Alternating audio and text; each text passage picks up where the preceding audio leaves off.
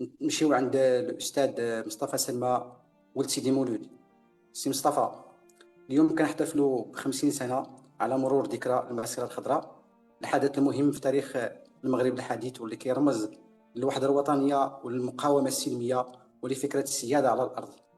بما أنك كنت مفتش عام سابق في البوليزاريو وعشت تجربة شخصية قوية في هذا المجال، خصوصا بعد زيارتك للمغرب لأول مرة سنة 2010 وزيارتك للأقاليم المغربية، وبعدها أعلنت بشكل واضح تأييدك لمقترح الحكم الذاتي تحت السيادة المغربية، وهو الموقف الذي تسبب في اعتقالك ثم اختيارك للمنفى اختياريا ريثما تعود أسرته.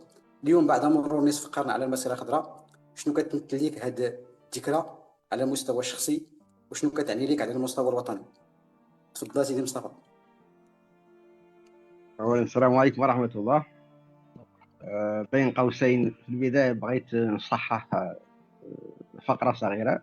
أنا لم أختر اللجوء في موريتانيا، وإنما أنا أبعدت من المخيمات، أبعدت قسرا بسبب رأيي السياسي، وبالتالي أنا في حالة إبعاد ولست في حالة لجوء اختياري. هذا من حيث الموضوع. بودي نرجع للوراء قليلا حتى نعرف فين كنا وفين وصلنا، وفي الطريق سنوصل ان شاء الله للمسيره الخضراء. مبدئيا احنا لانه موضوع الصحراء موضوع شائك، اذا تلين نعالجوه مثلا نبتروه نبداو فيه من النهايه. من النهايه، هاي النهايه عمرها 50 سنه. الاجيال، اغلبيه الاجيال اليوم هي ما حضرت، يعني ما عاشت البدايات ولا عاشت حتى المنتصف، اغلبيتها في العشرينات والثلاثينات، وبالتالي يعني لن يفهموا حجم اللحظه الراهنه اللي احنا فيها الى ما عدنا قليلا الى الوراء. واستسمحكم طبعا. مبدئيا باختصار، موضوع الصحراء بدا 63.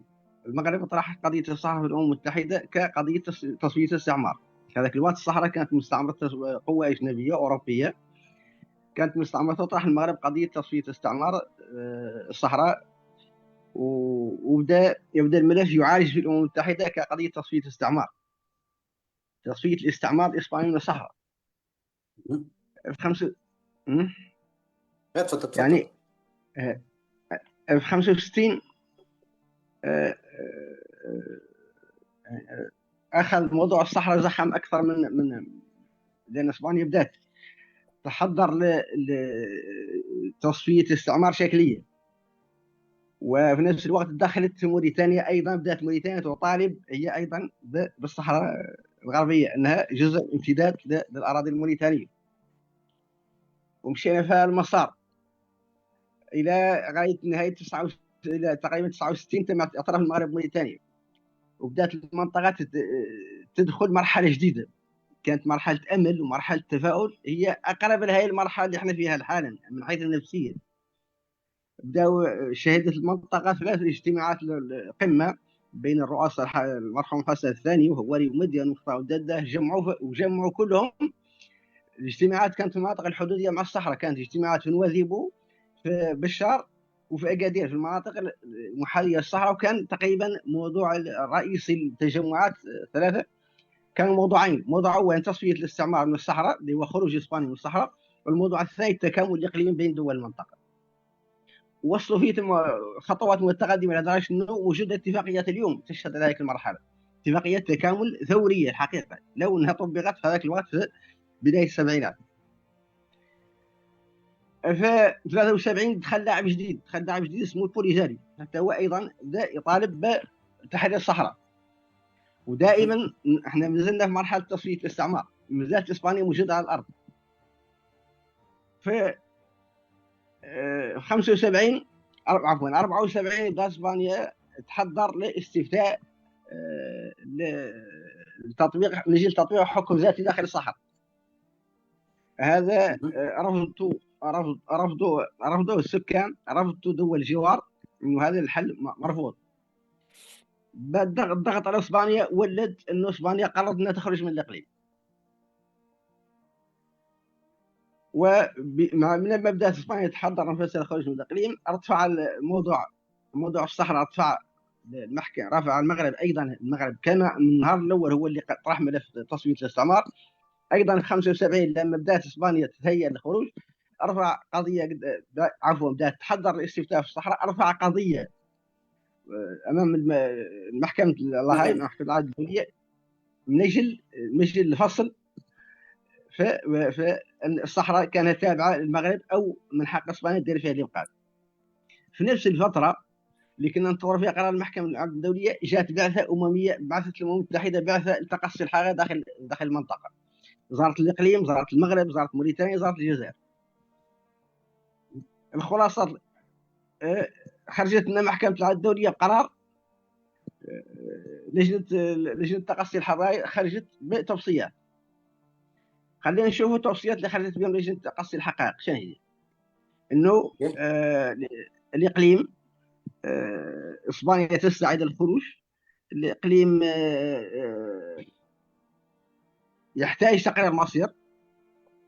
هذا تقرير المصير مرتبط السكان احنا في جولتنا اللي درنا اللي هذه لجنه تقصي الحقائق الامميه، لقينا السكان كاين طرف منهم، شطر منهم داخل الاقليم، لقينا شطر في المغرب، لقينا شطر في الجزائر، لقينا شطر في موريتانيا. احنا هذا قبل ما يصدر قرار محكمة العدل الدولي احنا نقول عنه هذا الاقليم يحتاج تقرير مصير، هذا السكان يحتاجوا تقرير مصيرهم، ولكن لا يمكن ان نديروا تقرير مصير بلا ما يعودوا هؤلاء اللاجئين، يعودوا اللاجئين اللي موجودين في الجزائر، اللي موجودين في المغرب، اللي موجودين في موريتانيا. مع انه اللاجئين اللي لقيناهم داخل المغرب، الصحراوي اللي لقيناهم داخل المغرب يقولوا عنهم عن الاندماج داخل المغرب، الصحراوي اللي لقيناه في موريتانيا يقولوا عنهم عن الاندماج في موريتانيا، الصحراوي اللي لقيناهم في الجزائر وبقيات البوليساريو يقولوا عنهم بغاو الاستقلال. اذا احنا هون هذا قبل ما يبدا مازالت اسبانيا موجوده داخل الاقليم، هاي الحوادث كلها وقعت. اذا كنا امام وضعيه على انه من الاستنتاجات اللي خرجت بها اللجنه على انه من الصعب اجراء استشاره شعبيه في هذه الظروف، لانه من الصعب معرفه من هو الصحراوي من غير الصحراوي. ولكن هذا لا يلغي مبدا تقرير المصير. جاءتنا نفس الشيء، خرجت لنا محكمه العدل الدوليه بنفس المبدا، هو تقرير المصير. واسبانيا اسبانيا قررت الخروج. اذا قررت اسبانيا الخروج، خرجنا من مسلسل تصفيه الاستعمار المسلسل تقرير المصير بناء على توصيات الولايات المتحده وبناء على قرار محكمه العدل الدوليه. اذا احنا كل اللي كنا نحتاجه هو ان نجلسوا تجلس الاطراف كامله، تتناقش، تتفاوض، تجد صيغه من اجل ايجاد صيغه تقرير المصير. مع الاسف ما كانت المنطقه ناضجه في هذاك الظروف، وبدل ما نحن نفرحوا بتصفيه الاستعمار من الصحراء الغربيه، احنا دخلنا في حرب اقليميه عصفت بالمنطقه. بدل من روح التقارب اللي كنا ماشيين فيها في التجمعات الثلاثه اللي وقعت في دول الجوار، في منواذيب وبشار واكادير، رجعنا بالعكس تماما، كل واحد شاد السلاح الاخر. ومن اجل ماذا؟ احنا كنا نطالبوا تصفيه الاستعمار تم تصفيته. اذا المطروح امامنا هو تقرير المصير، كنا نقدر نجتمع على تقرير المصير، لكن للاسف هذا ما كنا موافقين فيه. قلنا عنه خلاص كل واحد يقرر المصير هو بطريقته الخاصه، بذراعه بالقوه.